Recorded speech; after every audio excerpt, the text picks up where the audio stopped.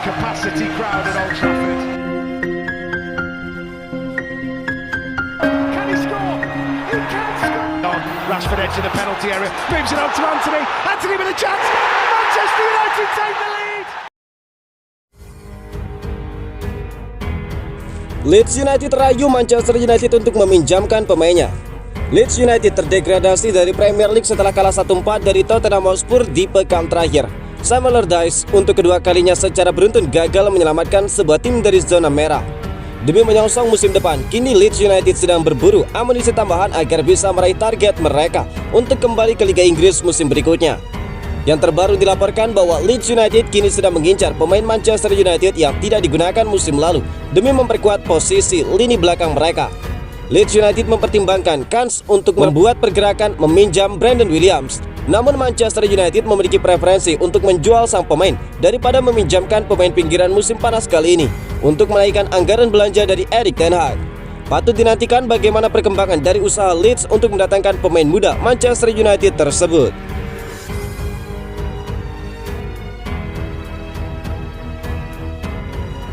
Manchester United melepas Matej Kovar, 3 tim berminat. Manchester United telah memutuskan untuk melepas Matej Kovar pada bursa transfer awal musim 2023-2024. Sejauh ini ada 3 klub yang menyatakan minatnya pada kiper berusia 23 tahun itu.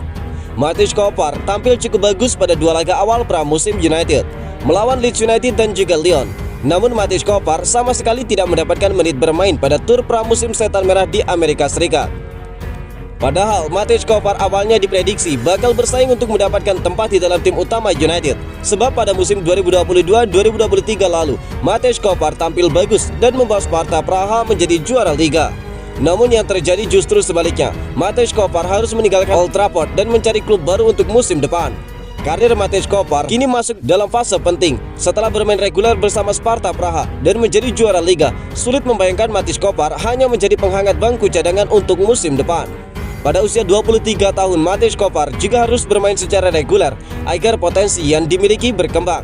Nah, menit bermain reguler itu yang tidak mungkin didapat Matej Kovar bersama United karena ada Andre Onana. Dikutip dari Mirror, United siap untuk melepas Matej Kovar. United menyadari bahwa Matej Kovar butuh menit bermain, namun dia hanya akan dilepas dengan status pemain pinjaman. Sejauh ini ada 3 tim yang tertarik pada jasa Matej Kovar.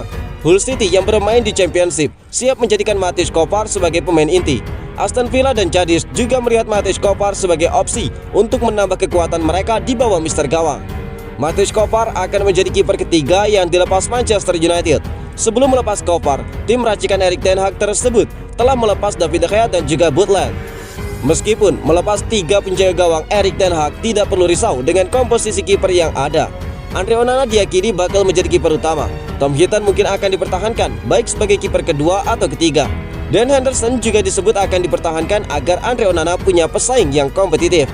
Lalu ada kiper muda Nathan Bishop akan menjadi kiper pelapis.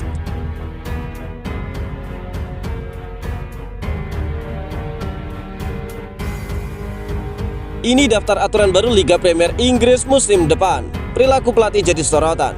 Premier League akan menerapkan serangkaian penegakan peraturan baru jelang musim Liga Inggris 2023-2024. Hal ini berkaitan dengan makin berkurangnya waktu bola di permainan dan protes berlebihan dari pinggir lapangan. Seiring musim baru tersebut, Premier League akan menerapkan serangkaian peraturan baru. Studi menunjukkan bahwa bola secara rata-rata hanya berada 55 menit dalam permainan di Premier League musim lalu. Momen-momen dalam laga seperti perayaan gol, pergantian pemain, persiapan mengambil tendangan gawang oleh kiper, dan juga lainnya menguras jumlah aksi di lapangan. Alhasil Premier League kini akan menghitung laga spesifik berapa waktu yang terbuang untuk hal-hal tersebut. Hal ini serupa dengan peraturan yang telah diterapkan di Piala Dunia 2022. Salah satu cara yang dilakukan untuk membuat laga lebih mengalir adalah mengurangi pelanggaran yang disebabkan oleh kontak fisik sehingga menyebabkan laga sering berhenti. Para pengadil akan menerapkan toleransi lebih tinggi ketika terjadinya benturan antara pemain. Namun hal ini tidak mengubah pendekatan wasit yang sudah ada, di mana tackle atau benturan yang berlebihan akan menerima kartu kuning dan yang membahayakan keselamatan pemain lawan akan di kartu merah. Kebalikan dari perubahan tersebut, toleransi terhadap protes berlebih akan diperkecil. Salah satu contoh, kini pemain yang berlari dari jauh untuk protes ke perangkat pertandingan kini akan diganjar kartu kuning.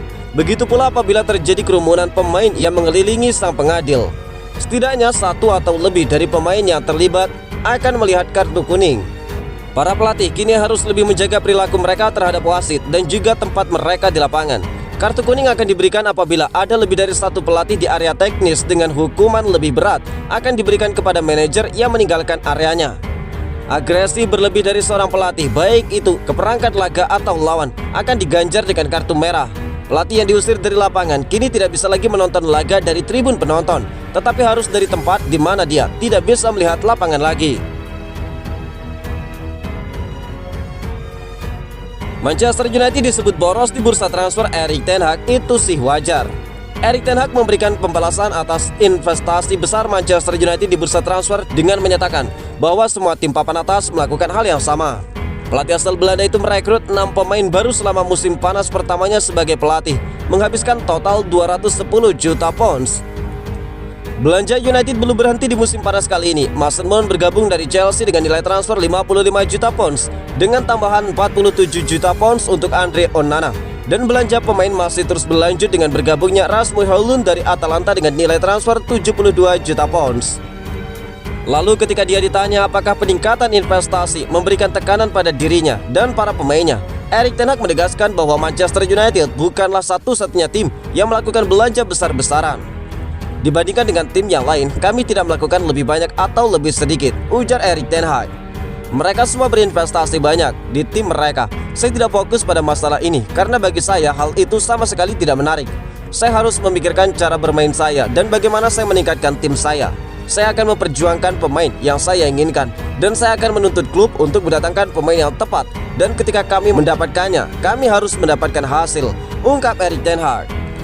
Erik ten Hag kemudian menekankan bahwa belanja pemain yang hampir mencapai 400 juta pounds tidak berarti United harus dipandang sebagai penantang gelar juara untuk musim Premier League yang akan datang. Saya pikir di pramusim kita tidak boleh membicarakan hal gelar juara. Saya pikir tidak ada seorang pun di Premier League yang bisa melakukan itu kecuali mungkin Manchester City karena mereka selalu memenangkan juara, ungkap Erik ten Hag.